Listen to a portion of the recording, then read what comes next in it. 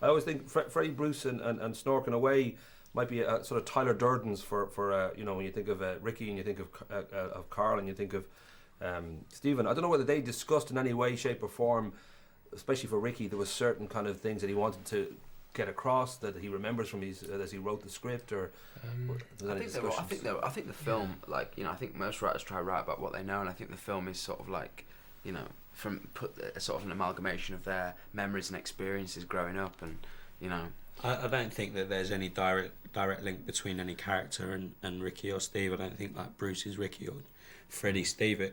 I think they just sort of combined all of their sort of past experiences together, and I think they just wanted to do a film as well about a group of a group of friends, and in most groups of friends, friendship groups, you have I said friendship groups before, and apparently that's not what you say. Apparently, Jack told him off for it. Jack told me off. I put it down to me being northern. It's too middle class. Yeah, apparently, I don't know. But I think in any friendship group you get you get a Bruce or a Freddie and a Snork. So I think they represent each sort of part of the group. Yeah. Well, I was going to say that in comedy there's always that trio thing from the Marx Brothers up to the Hangover, from Only Fools and Horses to Father Ted. That sort of trio dynamic.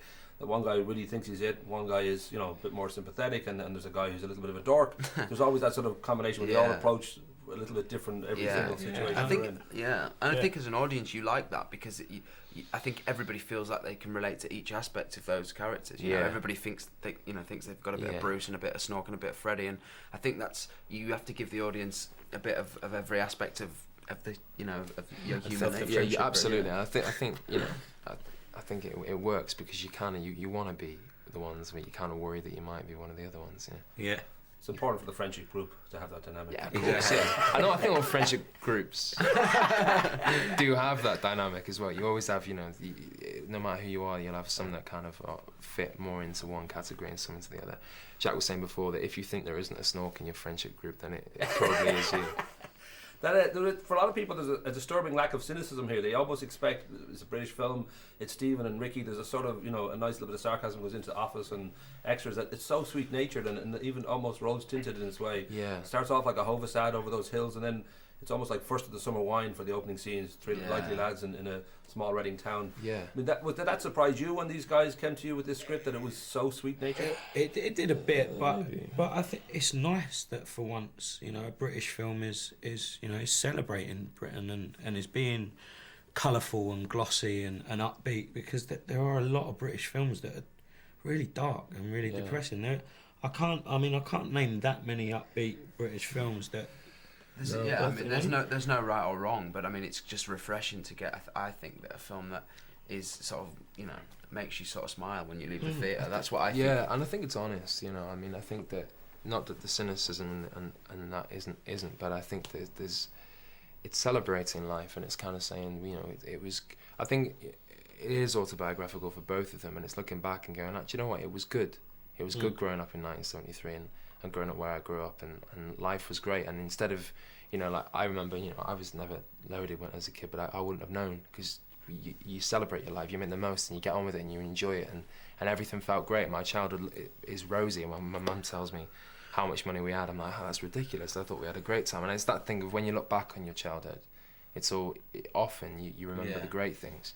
And you remember the bad things, but the great things are always so glossy and wonderful. And I think it's saying, I think there's a lot of poignancy there as well. I think there's a lot of it is a bit of a social commentary, and it sort of is looking back at the 70s and going, wow, how people, things, viewpoints, and how, things that people used to say or think or whatever. And, it is a bit of a social commentary. Not, not too heavy. It's more subtle, isn't it? It's very subtle. It's more light-hearted, and it's more about sort of the joys, really. Well, I know one of the joys for a lot of British films, there tends to be the Irish father who's got a little bit of a drink problem, maybe slightly broken, and he sort of breeds a son who kind of resents him and feels sort of kamikaze in his blood. And I don't know whether there was a need for any of you to sort of go deeper into the possible kind of lives that these kids were leading, or whether it was pretty obvious that everybody in a small town feels this sort of urge when they're a teenager to break free or to be somebody else or to do something else. Was there a need to kind of go deep into it? That's interesting, yeah. And possibly, I think for Bruce, I think that his backstory I thought was quite important, because with a character like that is that charming, you know, if you play the charm, it's not charming. People who are charming don't know they're charming, and I was kind of like, what is the key to this guy? Why is he like he is? Because you don't just grow up like that. And I think that his mum leaving when she left was the trigger, and I think that it was very important for me to think back to what that would have been like and how it would feel for him as 11 years old when that happens. But I think also with this film and with Ricky and Stephen, there's so much in the writing that you know, the backstory is great. You can bring it and you can bring the outside world, but ultimately, if you just play it the way it's been written, then it kind of colours it for you. You have to, you know, when you start on a job and you start with a character, you have to create the life in your head, and you have to know why you've done certain things and why you want certain things. Otherwise, it's not. You can never make it believable to yourself, and it has to be believable to you before it can be to an audience, I think. So you have to do that. But I think they're universal themes and universal messages, and you know, I think that everybody has a bit of each character. Yeah, definitely. Actually, my very last question: do you feel? I know you've all kind of worked now for the last few years, and you've both done Trinity together, and you've got Home Where the Heart Is and Green Grass. And does it feel like a move up the food chain, though, when you sort of get a movie like this where you're on the poster and you're the guys who want to go out there? It does, but it's without sounding too. I mean, I think it's just exciting. I mean, I mean, for me personally, I can't talk for these two, you know, but I only left drama school a year and a half ago, so it was, you know, to get a job like this was quite overwhelming, really. You know, it was a bit of a dream come true, and it's as much working with Ricky and Stephen, but it's also the parts. You know, I mean, like it's about what it is. I think it's got to be about, like, you know, I mean. You know, it's always about how good the actual project is, no matter what it is. And this is such a good script that it does, in the sense that this is, for me, the best script I've worked on. So, in that sense, you know. Yeah. But I don't just necessarily think because it's a film it means that it's you know, up the food chain. I think that it's just you got to follow the good directors and you got to follow the good parts. And I think for me, this was such an incredible part with great directors that's the excitement. That's the thing that makes me go, thank God I got that, because it's the type of job that if someone else had got it, you know, I would have kicked myself, because it. And also, I think you said as well, which is really true. You know, that there's so few films that are, you know, for people our age and allow us to have such great parts in films, like, you know.